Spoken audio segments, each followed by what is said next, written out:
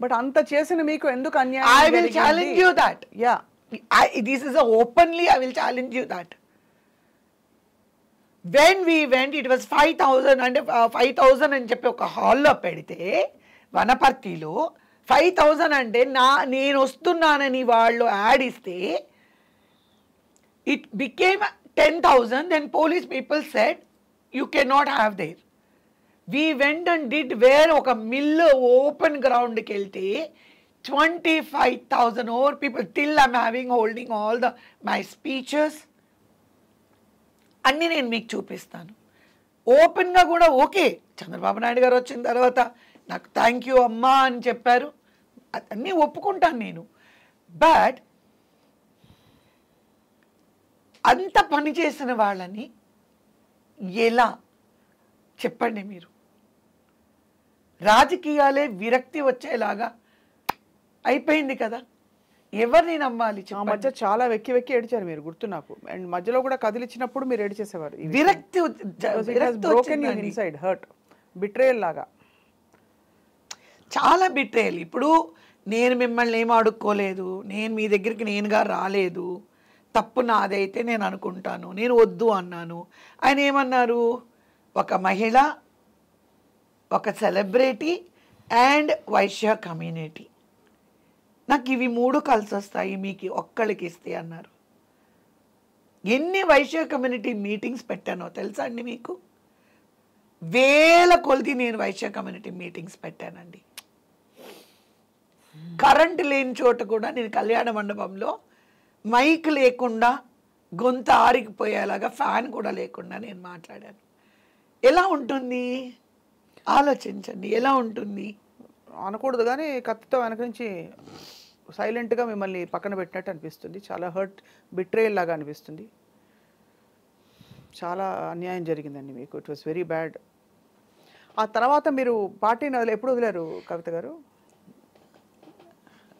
ఆయన సీఎం అయిన తర్వాత 2014లోనా? నేను అడిగాను అట్లీస్ట్ నాకు చైర్మన్ పోస్ట్ ఇవ్వమంటే, అంటే దానికి కూడా నేను ఫిట్ అవ్వలేదు. పర్వాలేదు, ఏదో అంటారు చూడండి, ఏరు దాటిన తర్వాత తెప్ప తగలబెట్టడం, మళ్ళీ రిటర్న్ రావాలనేది కొంతమంది మర్చిపోతారు. It's okay. మీరైతే అప్పుడు బయటకు వచ్చారు, మీ ఉసిరే తగులుంటుంది. పార్టీ మొత్తం ఇప్పుడు మట్టి కొట్టుకుపోయింది అనకూడదు కానీ, ఈసారి మరి ఏమవుతుందో మీకే తెలుసు, ప్రజలకు తెలుసు, భగవంతుడికి తెలుసు. మీకేమనిపిస్తుంది? అంటే ఇప్పుడు నేను భారతీయ జనతా పార్టీలో ఉన్నాను కాబట్టి ఇప్పుడు నేను అనేది భారతీయ జనతా పార్టీ, జనసేన, తెలుగుదేశం పార్టీ, మూడు పార్టీలు కలిసి మరి పోటీ చేస్తున్నారనేది మీకు తెలుసు, నాకు తెలుసు. కానీ మీరు భారతీయ జనతా పార్టీలో ఇంత యాక్టివ్ కవిత గారు, ఇంత కేపబుల్గా ఉన్నారు, ఇంత చిన్న వయసులో ఇంత నేర్చుకుని ఇంత సాధించారు, ఇంత ప్యాషన్ ఉన్న మనిషి, జీవితంలో వ్యక్తిగత జీవితంలో కష్టం చూశారు. కోవిడ్ టైంలో మీకు జరిగిన దారుణం అంటే అన్ని రకాల కష్ట సుఖాలన్నీ చూశారు లైఫ్లో. మీలాంటి కేపబుల్ లీడర్ ఈరోజు బయట ప్రచారంలో కానీ ఒక యాక్టివ్ రోల్లో ఎందుకు లేరు భారతీయ జనతా పార్టీలో?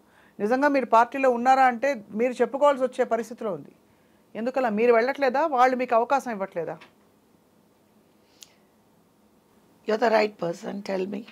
నేను వెళ్ళడం లేదు అని మీరు అనుకుంటున్నారా?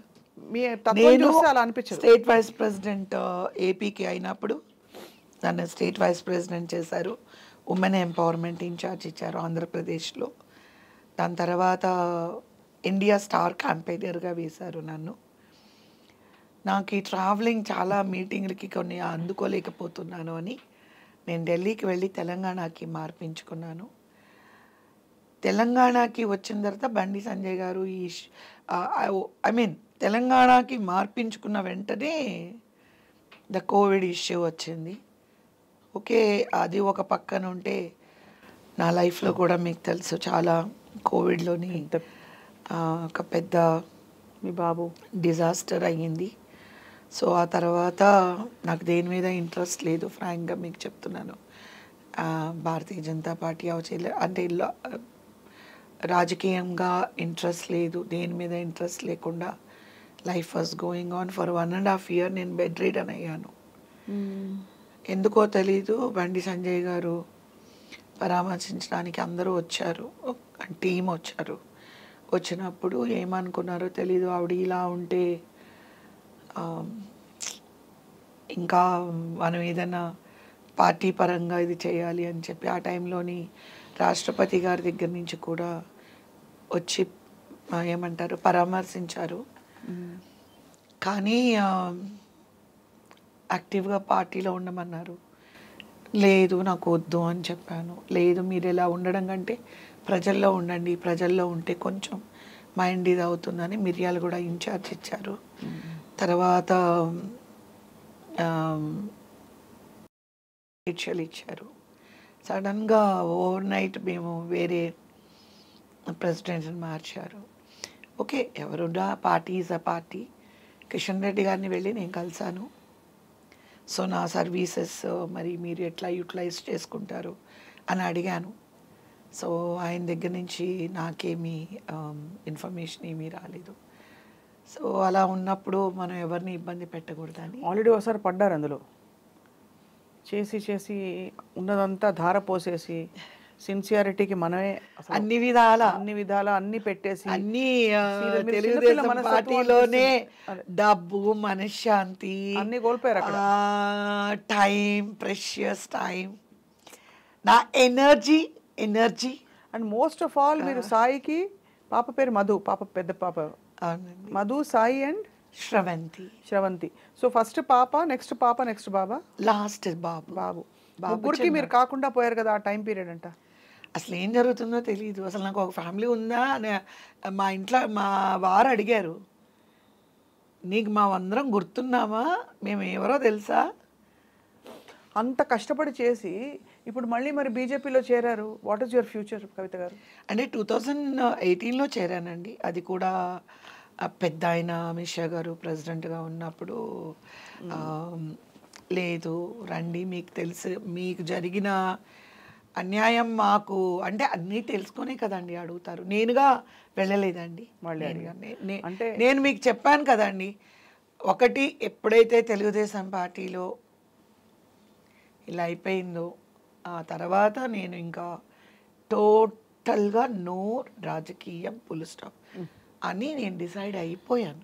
కాబట్టి నేను I started doing my movies and TV serials. I was very again busy. అందరూ చాలా తిట్టారు కూడా, ఇంత క్యారెక్టర్స్ రావాల్సిన కెరియర్ని వదులుకొని అంత కష్టపడి పనిచేశారు అంటే పార్టీ వాళ్ళు కూడా ఫీల్ అయ్యారు. అంటే ఈ వెన్నుపోటు అంతా డైరెక్ట్గా బిగ్ బాసే అక్కడ.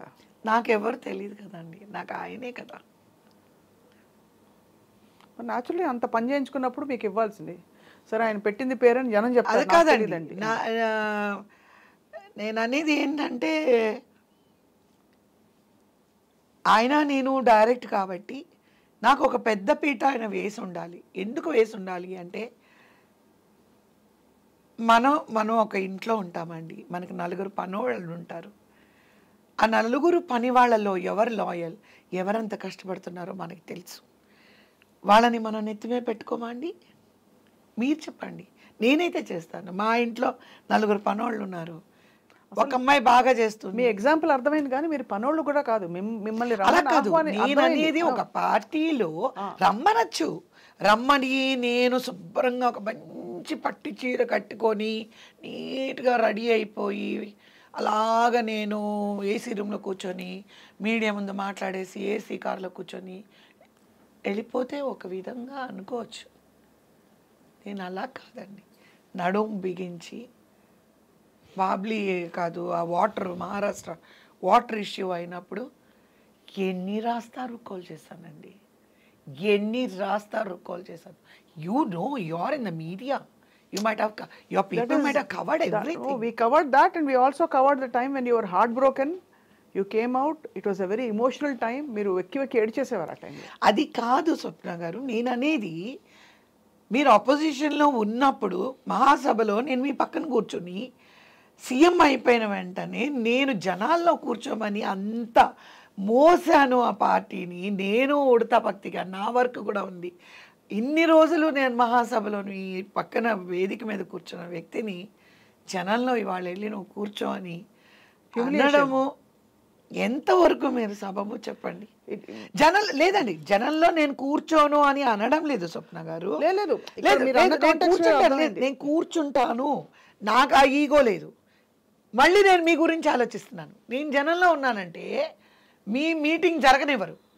నా మీద మొత్తం అక్కడ 10,000 మంది అంటే 10,000 మంది నాతో ఫోటోలు తీసుకోవాలనుకుంటారు. That is my popularity, right? అవును, that is my popularity, right? అక్కడ కూడా నేనేం ఆలోచించాను, అరే బాబు గారు డయాస్ మీద ఉన్నారు, మీరు అందరూ కూర్చొని ప్లీజ్ ఫోటోలు ఇలా అంటూ ఉంటాను ఎప్పుడైనా సరే. మీకోసమే, అక్కడ కూడా నేను మీకోసమే కదా ఆలోచించి, నేను అక్కడ కాకుండా ఆ వేదిక మీద నేను కూర్చుని ఉంటే ఆ గొడవ ఉండదు కదా అని నేను ఆలోచించాను. కానీ వీళ్ళేం చేశారు, ఇప్పుడు మేము సీఎం అయిపోయాము, ఇంకా ఈవిడతో ఏంటి మనకి పని కదండి. మీరు అనుకుంటున్నారా చంద్రబాబు నాయుడు గారు మాత్రమే, ఆయనకి తెలుసో తెలీదో మరి నాకు తెలియదు, తెలియకుండా ఎలా ఉంటుందనేది కూడా నాకు తెలీదు. ఆయన నాకు తెలీదు అని అన్నారంట, ఈ ఇష్యూనే నాకు తెలీదు అన్నారంట. నేను డయాస్ మీద నేను పేర్లు వేయను కదా, నాకు తెలియదు కదా అన్నారంట. అది విషయం. సో ఆయననే కాదు, అక్కడున్న ఎమ్మెల్యేలు, ఎంపీలు, very embarrassing situation, like a beggar standing there asking them to allow me in this dais. Very bad. I don't know, రాజకీయాలు ఎలా పనిచేస్తాయో నాకు తెలీదు. అండ్ ఎవరెవరు నాతో గుడ్డు చాకరీ చేయించుకున్నారో ఆ ఎమ్మెల్యేలు నా ముందే పైకి వెళ్తూ కూడా, సార్ నా పేరు లేదంట ఏంటి అని అడిగినా కూడా నవ్వేసి వెళ్ళిపోయారు తప్ప, none of the MLAs and MPs. Don't you think it's a shame? It is very much a shame. Don't you think it is a shame? Don't you think? అలా ఎవరెవరు చేశారో అందరూ ఓడిపోయారు. ఉసురంట నిజంగా ఎవరెవరు చేశారో అందరూ ఓడిపోయారు. Fine. See, sometimes మన hard work always will comes from somewhere. మన కష్టం అదే టైంలో